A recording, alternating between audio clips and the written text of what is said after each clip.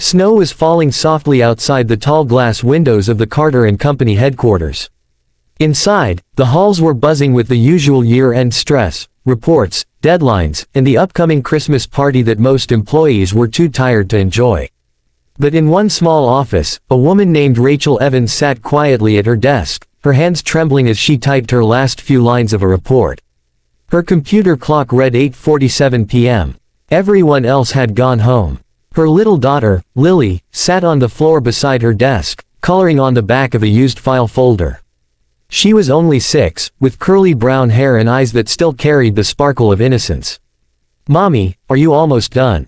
Lily asked, yawning and rubbing her eyes. "Almost, sweetheart," Rachel said softly, forcing a smile. "Just a few more minutes, okay." But deep down, she knew tonight wasn't just another late shift. It was her last chance. Because earlier that day, she'd received an email marked urgent, from the CEO himself, Mr. Daniel Carter. It said she was to meet with him the next morning. She didn't need to read between the lines. She'd seen it happen to others this month. The company was downsizing, and she was sure she'd be next. Rachel wasn't lazy. In fact, she was one of the hardest working employees in the department. But ever since her husband, Mark, had passed away in an accident 2 years ago, her world had been hanging by a thread. Bills piled up, rent went up, and raising a child alone while trying to keep a corporate job that demanded 60-hour weeks, it was like trying to hold back a storm with bare hands.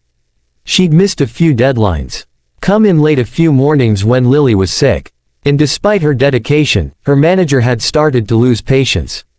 Now, it seemed her luck had finally run out.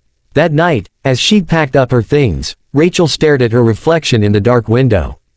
"I can't lose this job," she whispered to herself. "Not now, not right before Christmas." Lily, hearing the sadness in her mother's voice, got up and hugged her leg.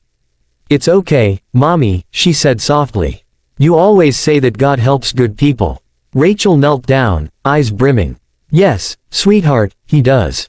But even as she said it, her voice cracked. The next morning, Rachel dressed as neatly as she could, tying her hair back, putting on her one good blazer.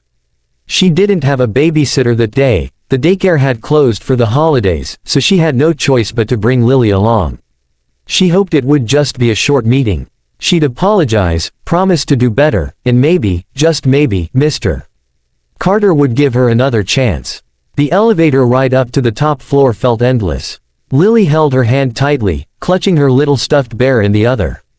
When they reached the office, the receptionist gave her a sympathetic look. "He'll see you now," she said quietly. Inside, Daniel Carter, mid-40s, stern-looking but not unkind, sat behind a large mahogany desk. He looked up when Rachel entered. "Ah, Ms. Evans. Please, have a seat." Rachel nodded nervously. "Thank you, sir. I know you're very busy. I just wanted to say." But before she could finish, Lily tugged on her sleeve. "Mommy," she whispered, "can I sit here?" She pointed to a small chair near the wall. Rachel nodded quickly. "Yes, sweetheart. Be good, okay." Daniel glanced at the child, then back at Rachel. "You brought your daughter. I'm so sorry, Mr. Carter. Her daycare closed for the holidays, and I didn't have anyone to watch her. I hope that's okay." He sighed, then waved a hand. "It's fine. Let's make this quick." He opened a file on his desk, her file, and began to read. "Ms. Evans, you've been with us for 3 years. Your early work was excellent.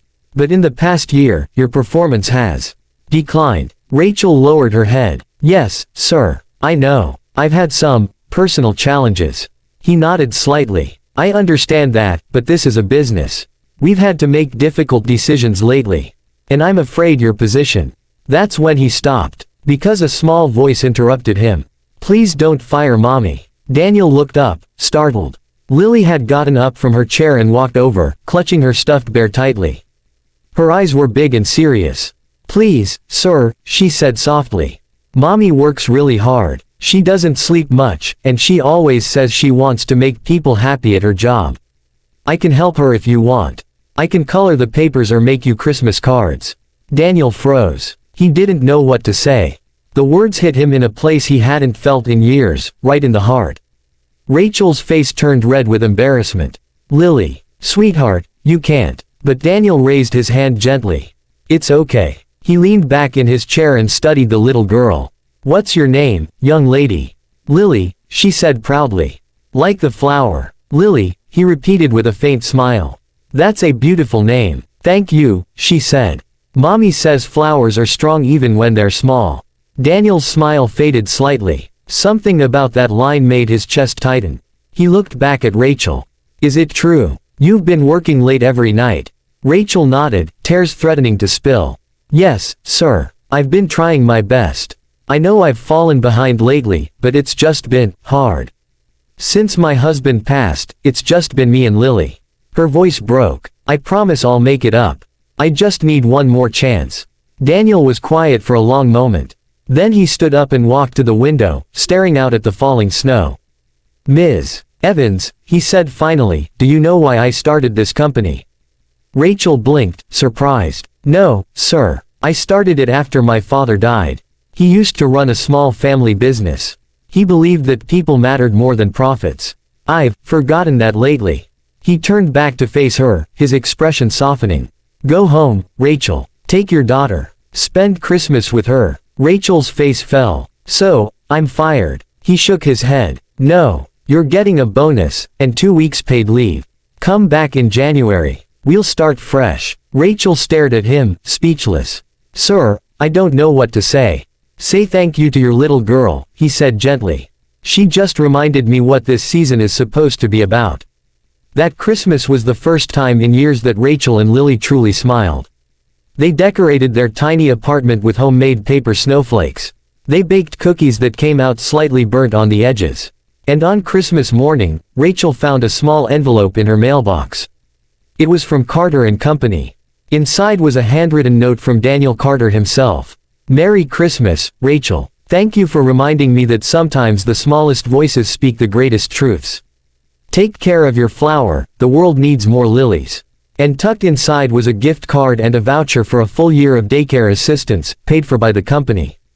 When Rachel returned to work in January, something had changed, not just for her, but for the whole office. Daniel had called a company-wide meeting. Standing before his employees, he spoke with a humility no one had seen before. I realized, he said, that we've been chasing numbers and forgetting faces.